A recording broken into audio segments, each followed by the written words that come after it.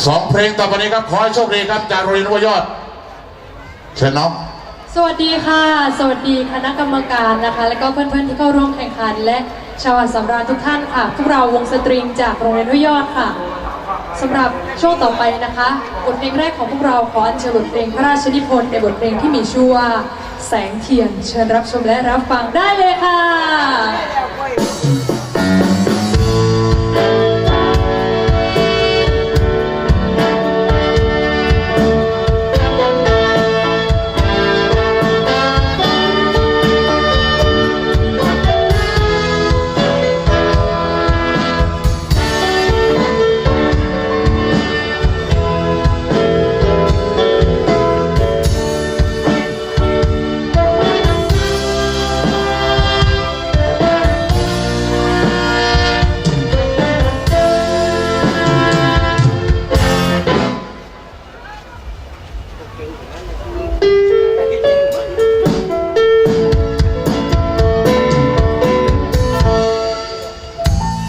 จุดเทียนบวงสรว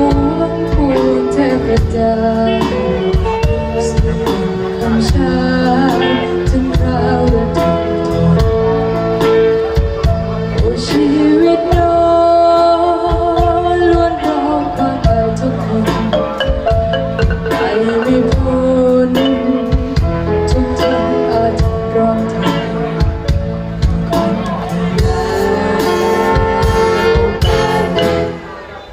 ชดใช้เวรกรรมเจอ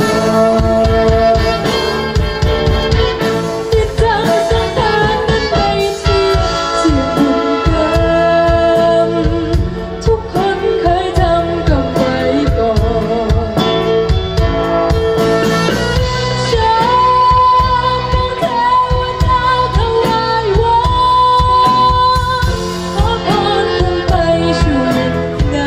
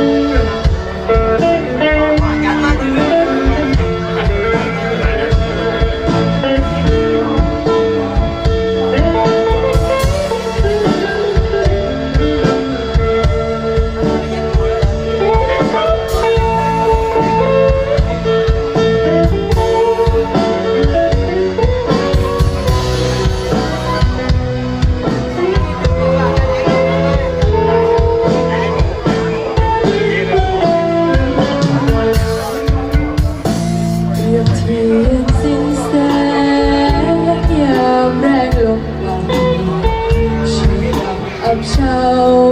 เหมือนเงาไรจุดเทียนถวายไม่บนบูชาร้องเรียนเราคงเบียดเบียนแสงเทียนทันพัดรวมเราหวนโหยเอาหวัง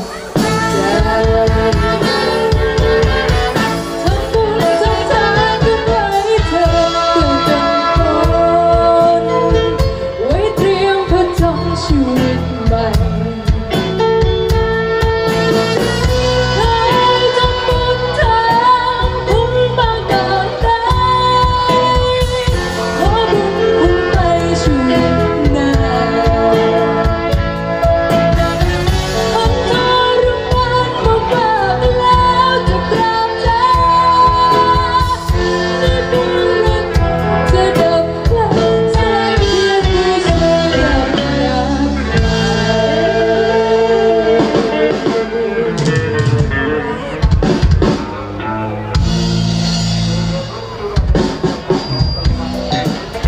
ช่วงต่อไปเรามาเปลี่ยนจากบรรยากาศบทเพลงช้าๆนะคะเป็นบทเพลงสนุกๆกันบ้างนะคะช่วงต่อไปมาร่วมสนุกและร่วมชิลไปกับพวกเราได้เลยค่ะ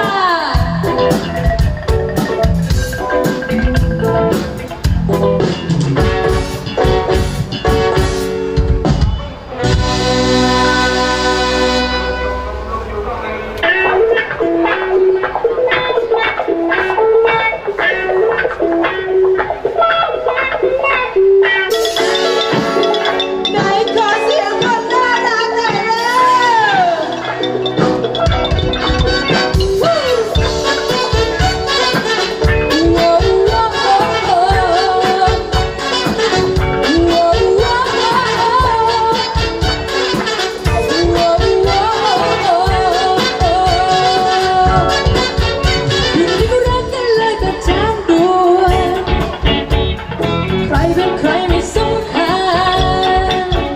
อยู่ดีๆก็เลิกรักกันแบบฉันเลยใครเป็นตายไม่สนใจอย่าลองเดินสักนิดพูดกันสักครั้งอย่าลองเดินสักนิดช่วยคิดยาวๆอย่าลองเดินสักนิดจะเป็นอะไรไปว้าวช่วยผ่อนมันลงสุดท้ายสู่ลมหายใจสักทีจะดีไม่ดีบางทีก็ยังต้องดูยันไว้ก่อนช่วยไว้นิดนึงยันไว้ก่อนช่วยไว้นิดเดียวยันไว้ก่อนช่วยไว้ไม่ใช่ชีวิตยังมีเหลือกันอีกยาว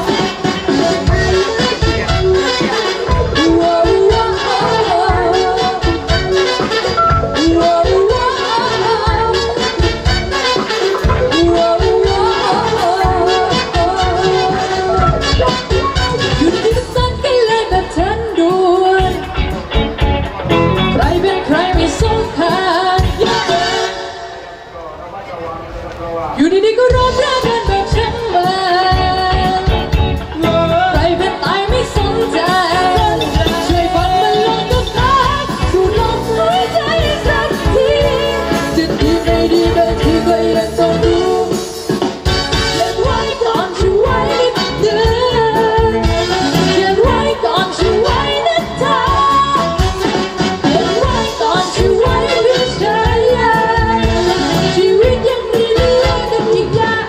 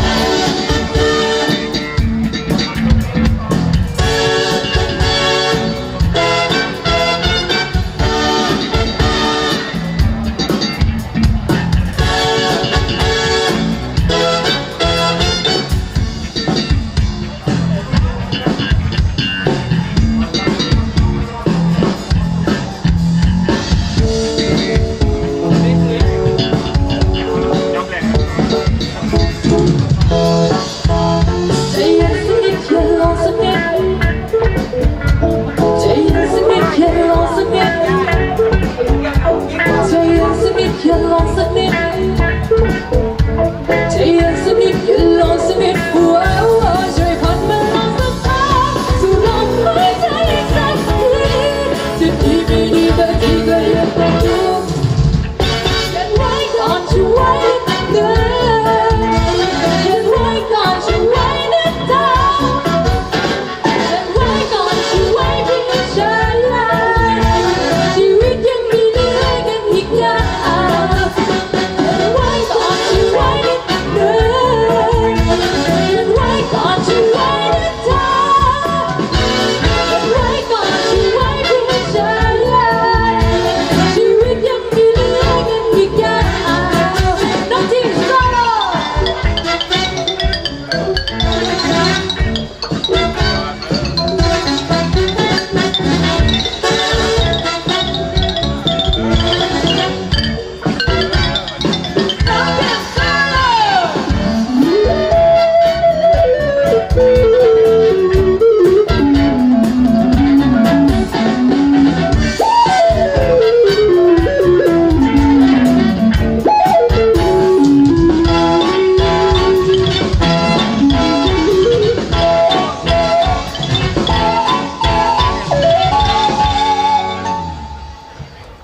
สำหรับวันนี้พวกเราต้องขอบคุณทุกกำลังใจนะคะ แล้วก็ขอบคุณกรรมการค่ะ แล้วก็สำหรับวันนี้พวกเราต้องขอกล่าวคำว่าขอบคุณและสวัสดีค่ะ